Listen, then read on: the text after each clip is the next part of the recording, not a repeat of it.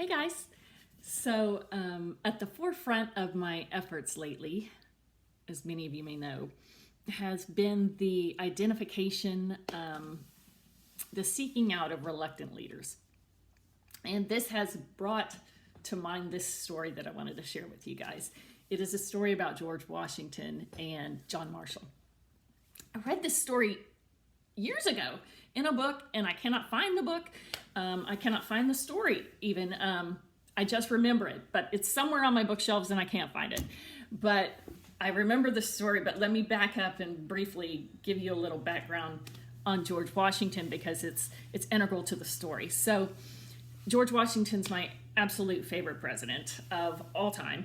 And he was a man who was groomed, guarded, guided by the Holy Spirit. I mean, flat out, he had a role to play, and God made sure that he was safe throughout that and put him in a position all along the way. I mean, we can look, with hindsight, we can look at Washington's life and see where he was groomed for the role that he was going to play. I mean, first, we can talk about his sheer physicality. Washington stood at 6'2", 6'3" tall, at a time when your average man stood at about 5'6". So he was a giant, and not like a skinny, lanky 6'3" either. He was broad-shouldered, muscular, gracefully athletic. Supposedly, he was the best horseman in the colonies. They said from far off you could see a group of riders, and you could tell if Washington was amongst them just simply by his bearing, by the way he sat a horse. You could tell if he was amongst them.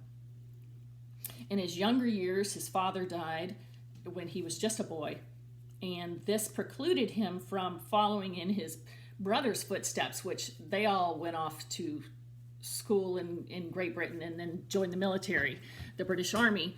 And Washington wanted to do that too, but his father ended up dying. He ended up having to stay with his mother. So Washington was almost self-taught in the ways of how to be a gentleman, how to be a man of honor. And he took it very seriously, his education, very, very seriously. He became a surveyor at the age of 18 or 19. He was a surveyor in the Virginia frontier. And this surveying experience would serve him well because he would be able to, in future battles, of which there would be many, he was an expert at reading topography, reading maps, understanding where gullies would be, things like that. Early, and this is just one of many examples, by the way, of where it seems like Washington was guarded over, guided by the Lord. Early on, he is an officer in the French and Indian War. Now, he is a colonial militia advisor to the British military. Specifically, it's General Braxton, I believe is his name. I'm going off of memory, but I believe his name was Braxton. And like all British military, he was dismissive of colonial militia. And early on, George Washington had warned him. He had said, hey, maybe it's not such a good idea for our guys to be walking single file through this thick, frontier woods in our bright red uniforms. And Braxton had dismissed his concerns and said, clearly, you know nothing about European warfare. And Washington said, well, they're going to cheat. You realize that, right? They're not going to be in their uniforms. But he was not listened to. And sure enough, they would be ambushed by the French and Indians. Now, the Indians obviously had no uniforms anyway, and the French that attacked them did not wear the blue and white uniforms either that they would have on the European battlefield.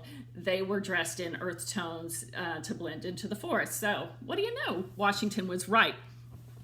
Well, Braxton would be one of the first to fall. When that ambush happened, Braxton would be killed almost instantly. And it would just throw the British Army into just disarray. I mean, it was panic. And Washington could see that they were going to all be slaughtered if somebody didn't take control. So Washington, who was on a large horse, because he was a large man, he had to have a large horse, he, from horseback, kind of rallied the troops and directed them in how to fight and get the heck out of there. And by the way, Washington would always lead from horseback because he felt it was important that the men be able to see him lead a charge. So later he would write to his brother about that ambush, and he would say that he felt like Providence, God was watching over him because he had 4 bullet holes in his coat. And he had 2 horses shot out from under him during that ambush. And he was not so much as grazed by a bullet. And in fact, so later he runs into, like 10 years later, he's at a tribal council and he runs into this chief, this Indian chief, who says, I know you. I was there at, the ambush 10 years ago. And I told my braves, I told my men, he is meant for something more. Somebody is watching out for him, because he said, we tried to kill you. He said he himself shot at George Washington 13 times. And because he was such a big target, all in red on the back of this horse. But they just couldn't hit him. They just couldn't kill him. And this probably served to even make Washington feel even more like he was meant for something greater. He always had that feeling. And he was always in prayer. So after that, the American, in this kind of watching out, this kind of guiding him. Now that doesn't mean he didn't make mistakes. He made a lot of mistakes. Washington made a lot of mistakes, but he wouldn't make them twice. He learned.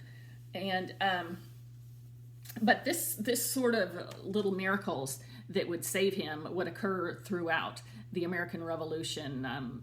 His escape from Brooklyn, the March on Trenton, the surrender at Fort Sumter. I mean, there were different things about those scenarios that were miraculous.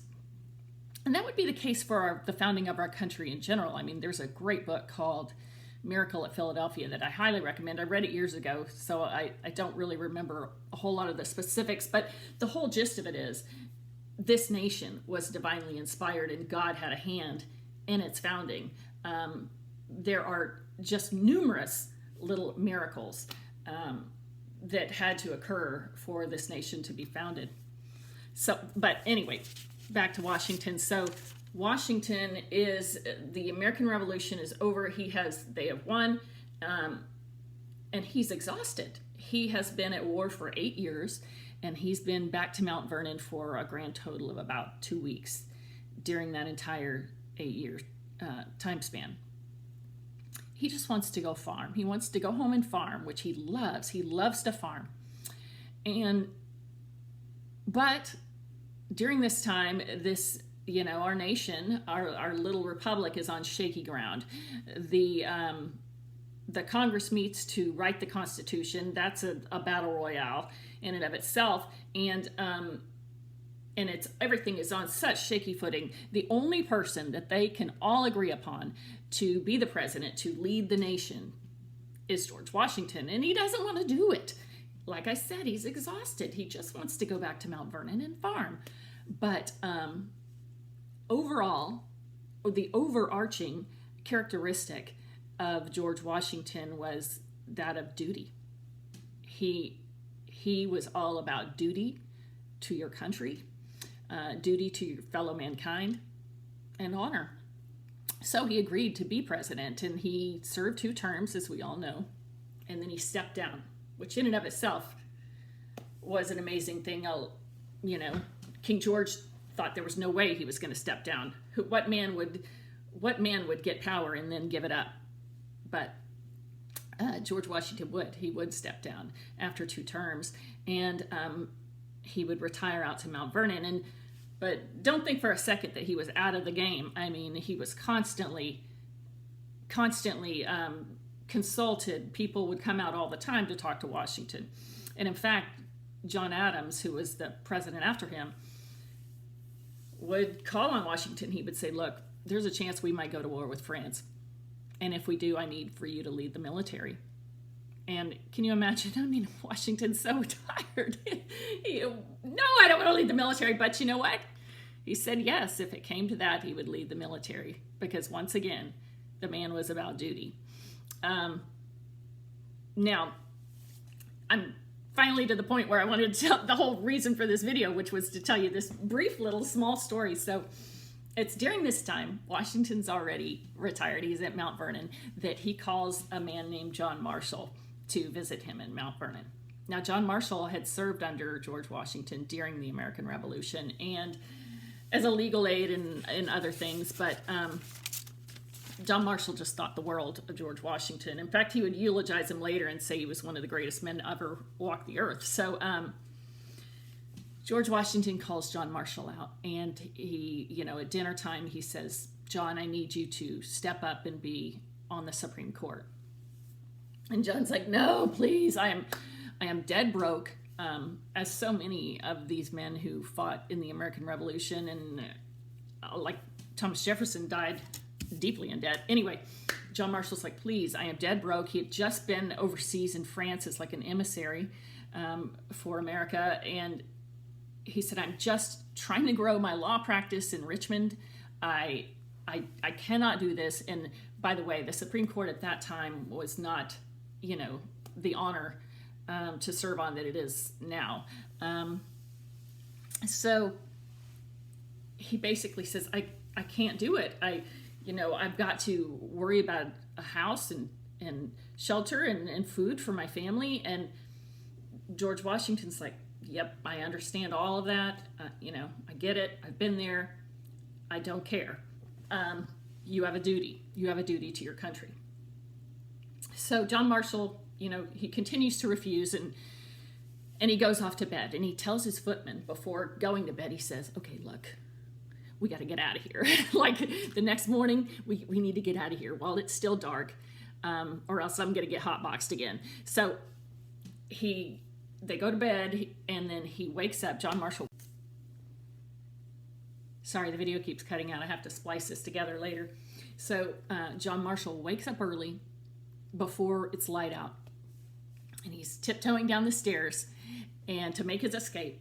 And who is waiting at the bottom of the stairs but George Washington in full general dress, full military dress. Can you imagine? So, where he's like, come, have breakfast, John. So, needless to say, John would indeed end up, he would run for Congress shortly thereafter, and then he would indeed serve as Supreme Court Justice for over 30 years. And John Marshall would be integral in sort of forming the Supreme Court as we know it today. But I was so tickled by that story, and because I feel like it's such an insight into the character of George Washington, what type of a man he was, and in his search for reluctant leaders. Now, the reason why this matters right now is because the nation that George Washington founded, that's gone. It's gone. And I'm not saying that we're not going to get it back, because the Lord can do anything. But for all intents and purposes, it's gone to us. There's nothing we can do at that federal level. You or I individually can do at that federal level. The very, very small amount we could do, which is vote, they can steal that. So we really cannot affect it. So what happens in Washington is beyond our control. Even what happens in Austin and our state is almost beyond our control. But what we do have control over is our town. We have control over Nacogdoches. We can have a say in Nacogdoches, in the county, in this region, and then maybe eventually in the state.